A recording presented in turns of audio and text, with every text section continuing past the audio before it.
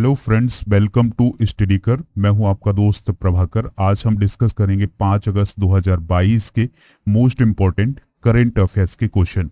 Lecture आप बहुत ही ध्यान से सुनिएगा, लास्ट तक सुनिएगा। लास्ट में आपसे कुछ क्वेश्चन पूछे जाएंगे तो उनके आंसर आप कमेंट बॉक्स में जरूर दीजिएगा।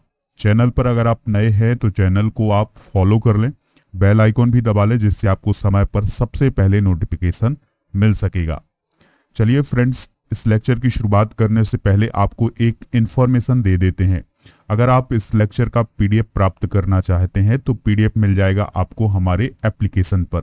एप्लीकेशन का लिंक आपको डिस्क्रिप्शन बॉक्स में दिया गया है, या फिर आप गूगल प्ले स्टोर से भी इसको डाउनलोड कर सकते हैं। दोस्तों, आपको एप्लीकेशन पर स्टडी मटेरियल यानी पीडीएफ मिल जाएगा। इसके अलावा किसी भी लेक्चर का आपको टेस्ट भी देने को मिल जाएगा, और बहुत सारे एक्स्ट्रा टेस्ट भी हैं, तो आप वहां पर टेस्ट दे सकते हैं। दोस्तों, टेस्ट देने से आपका स्कोर पता चलेगा, तो आपके एग्जाम की तैयारी का भी पता चलेगा कि आप कितने तैयार हैं एग्जाम के लिए। तो सबसे पहले आप एप्लीकेशन को जरूर डाउनलोड करें। चलिए फ्रेंड्स, फर्स्ट क्वेश्चन डिस्कस करते हैं, ध्यान से सुनिएगा। तेजस्विन शंकर राष्ट्रमंडल खेलों में ऊंची कूद में कौन सा मेडल जीता है? तो जो तेजस्विन शंकर हैं, उन्होंने राष्ट्रमंडल खेलों में कौन सा मेडल जीता है ऊंची कूद में? तो दोस्तों, उन्होंने ब्रॉन्ज मेडल जीता है। कौन सा मेडल जीता है दोस्तों? Bronze medal. दोस्तों, तेजस्विन शंकर ने कॉमनवेल्थ गेम्स 2022 में पुरुषों की ऊंची कूद स्पर्धा में कौन सा मेडल हासिल किया है? ब्रॉन्ज मेडल हासिल किया है। उन्होंने 2.22 मीटर की छलांग लगाकर ब्रॉन्ज मेडल अपने नाम किया है। दोस्तों, कॉमनवेल्थ से रिलेटेड कुछ और इंपॉर्टेंट पॉइंट डिस्कस करते हैं। महिलाओं के 78 किलोग्राम भार वर्ग में जूडो वर्ग में जो तुलिका मान थी, उन्होंने सिल्वर मेडल जीता है। और भारतीय वेट लिफ्टर हैं गुरदीप सिंह, तो इन्होंने 109 से अधिक किलोग्राम भार वर्ग में ब्रॉन्ज मेडल जीता है। इसी प्रकार लवप्रीत सिंह ने भी वेट लिफ्टिंग में 109 किलोग्राम भार वर्ग में कांस्य पदक यानी ब्रॉन्ज मेडल जीता है। और भारत के सौरभ घोषाल ने स्क्वैश में ब्रॉन्ज मेडल हासिल किया है। ठीक है दोस्तों, तो ये सभी पॉइंट जो है वो आप नोट कर लीजिएगा। अगला प्रश्न है, हाल ही में इंडियन ऑयल कॉरपोरेशन लिमिटेड और किस देश की सड़क और राजमार्ग विभाग ने समझौता किया है? तो ये समझौता हुआ है बांग्लादेश के राजमार्ग विभाग यानी सड़क और राजमार्ग विभाग के बीच में। ठीक है दोस्तों, यानी इंडियन ऑयल कॉरपोरेशन लिमिटेड और बांग्लादेश के सड़क और राजमार्ग विभाग के बीच में एक समझौता हुआ है। ये समझौता क्या हुआ है, थोड़ा सा आप इसको समझिएगा। देखिए दोस्तों, मेघालय और त्रिपुरा के बीच में एक देश आता है जिसका नाम है बांग्लादेश। ठीक है, अगर कोई चीज मेघालय से त्रिपुरा तक पहुंचानी है तो उसके लिए असम से होकर के और फिर त्रिपुरा आना पड़ता है। लेकिन ये जो समझौता हुआ है, इस समझौते के तहत क्या होगा कि पहले कोई वस्तु, अगर कोई सामान पेट्रोलियम से संबंधित मेघालय से त्रिपुरा पहुंचाना है तो क्या होगा? तो दोस्तों, मेघालय से कोई भी सामान जो होगा पेट्रोलियम से संबंधित, वो पहले बांग्लादेश में एंटर करेगा और फिर त्रिपुरा में पहुंचेगा। ठीक है, तो यही समझौता हुआ है अभी हाल ही में इंडियन ऑयल कॉरपोरेशन लिमिटेड और बांग्लादेश के सड़क और राजमार्ग विभाग के बीच में। ठीक है, तो दोस्तों, जो इंडियन ऑयल कॉरपोरेशन लिमिटेड है, सभी प्रशासनिक शुल्क और व्यय का वहन करेगा, यानी जो भी इसमें टैक्स वगैरह लगेगा, इसका वहन यानी इसको कौन देगा? Indian oil corporation limited. ठीक है, तो ये सभी पॉइंट जो है वो नोट कर लीजिएगा। अगला प्रश्न है, हाल ही में निर्मला मिश्रा का निधन हो गया है, वह क्या थी? तो दोस्तों, वह एक बंगाली गायिका थी जिनका हाल ही में निधन हो गया है। तो प्रसिद्ध बंगाली गायिका निर्मला मिश्रा का कोलकाता में उनके घर पर दिल का दौरा पड़ने से निधन हो गया है। उन्होंने बंगाली के अलावा उड़िया और असमिया फिल्मों के लिए भी कई गाने गाए हैं। उन्हें पश्चिम बंगाल सरकार के द्वारा संगीत सम्मान, संगीत महासम्मान और बंग विभूषण से सम्मानित किया है। उन्हें ओडिशा संगीत में भी उनके जीवन भर के योगदान के लिए संगीत सुधाकर बालकृष्ण दास पुरस्कार दिया गया था। ठीक है, तो याद रखिएगा कि जो बंगाली गायिका है निर्मला मिश्रा, उनका हाल ही में निधन हो गया है। अगला प्रश्न है, गेम्स वाइड ओपन किस ओलंपिक खेल के लिए ऑफिशियल स्लोगन घोषित किया गया है? तो दोस्तों, आंसर है पेरिस ओलंपिक। तो जो पेरिस ओलंपिक हैं वो 2024 में होने वाले हैं। तो उसके लिए गेम्स वाइड ओपन नाम का एक ऑफिशियल स्लोगन घोषित किया गया है, यानी आधिकारिक नारा घोषित किया गया है। 2024 में पेरिस तीसरी बार ग्रीष्मकालीन ओलंपिक की मेजबानी करेगा। यह 26 जुलाई से 11 अगस्त 2024 में खेले जाने हैं। दोस्तों, पेरिस ओलंपिक का लक्ष्य सबसे अधिक लिंग संतुलित ओलंपिक खेल होना है, यानी कि इसमें जो पुरुष और महिलाएं हैं उनका लगभग बराबर प्रतिनिधित्व करना इस ओलंपिक का प्रमुख उद्देश्य है।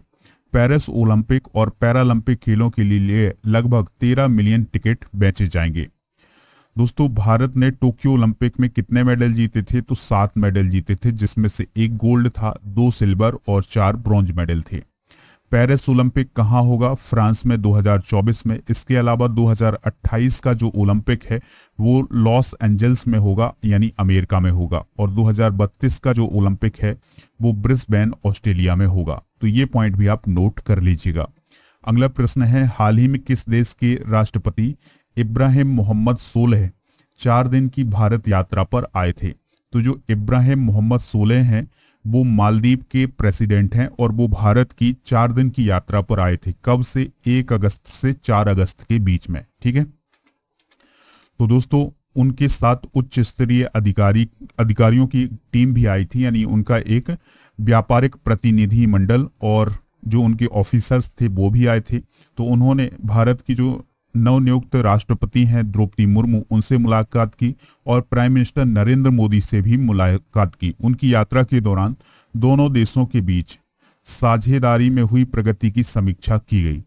दोस्तों, भारत ने 1965 में मालदीव को उसकी स्वतंत्रता के बाद मान्यता दी थी। कब दी थी भारत ने मालदीव को मान्यता? 1965 में। ठीक है, अगला प्रश्न है, हाल ही में प्रधानमंत्री कार्यालय के निदेशक के रूप में किसे नियुक्त किया गया है? तो दोस्तों, PMO यानी प्रधानमंत्री कार्यालय के निदेशक के रूप में किसे नियुक्त किया गया है? आंसर है इसका श्वेता सिंह को। किसे? श्वेता सिंह को। तो भारतीय विदेश सेवा अधिकारी हैं, यानी IFS ऑफिसर हैं श्वेता सिंह। तो उन्हें 2 अगस्त 2022 को PMO में निदेशक के रूप में नियुक्त किया गया है, यानी डायरेक्टर के रूप में नियुक्त किया गया है। श्वेता सिंह 2008 बैच की IPS ऑफिसर हैं। जो कैबिनेट की नियुक्ति समिति होती है जिसे हम ACC बोलते हैं, तो उसने श्वेता सिंह की नियुक्ति जो है वो PMO में निदेशक के रूप में नियुक्त की है। अगला प्रश्न है, ध्यान से सुनिएगा, किस शहर में पेट्रोलियम और प्राकृतिक गैस मंत्री हरदीप सिंह पुरी ने चौथे ONGC पैरा खेलों का उद्घाटन किया है? तो आंसर है इसका नई दिल्ली। तो नई दिल्ली में ONGC पैरा खेलों का उद्घाटन किया है किसने? हरदीप सिंह पुरी ने। दोस्तों, इन खेलों में देश भर से लगभग 275 दिव्यांग व्यक्ति यानी PWD भाग ले रहे हैं। ये सभी केंद्रीय तेल और गैस सार्वजनिक उद्यमों के कर्मचारी हैं, यानी कि जो तेल एवं गैस सार्वजनिक उद्यम में कर्मचारी हैं वो सभी इसमें हिस्सा ले रहे हैं। दोस्तों, ONGC पैरा खेलों का पहला संस्करण 2017 में आयोजित किया गया था। अगला प्रश्न है, केंद्रीय सतर्कता आयुक्त के रूप में हाल ही में किसे नियुक्त किया गया है? तो दोस्तों, केंद्रीय सतर्कता आयुक्त कौन नियुक्त किए गए हैं? सुरेश एन पटेल नियुक्त किए गए हैं। तो दोस्तों, पद खाली होने के 1 साल बाद केंद्रीय सतर्कता आयुक्त सुरेश एन पटेल बने हैं। अभी तक वो कार्यवाहक केंद्रीय सतर्कता आयुक्त थे, लेकिन अब वो फुल केंद्रीय सतर्कता आयुक्त बन गए हैं। दोस्तों, पूर्व IAS ऑफिसर हैं संजय कोठारी। तो उनके पद से इस्तीफा देने उनके कार्यकाल पूरा होने के बाद ये पद खाली था, लेकिन अब जो सुरेश एन पटेल हैं वो केंद्रीय सतर्कता आयुक्त बन गए हैं। केंद्रीय सतर्कता आयोग को सेंट्रल विजिलेंस कमीशन भी बोलते हैं। इसका गठन 11 फरवरी 1964 को हुआ था। यह केंद्रीय सरकारी संगठनों में विभिन्न प्राधिकारियों को उनके सतर्कता कार्यों की योजना बनाने, उनका निष्पादन करने, समीक्षा करने और सुधार करने की सलाह देता है। ठीक है दोस्तों, तो याद रखिएगा केंद्रीय सतर्कता आयुक्त कौन नियुक्त किए गए हैं? सुरेश एन पटेल नियुक्त किए गए हैं। अब आपसे कुछ क्वेश्चन पूछे जा रहे हैं तो उनके आंसर आप कमेंट बॉक्स में जरूर दीजिएगा। तुलिका मान ने कॉमनवेल्थ गेम्स 2022 में कौन सा मेडल जीता है?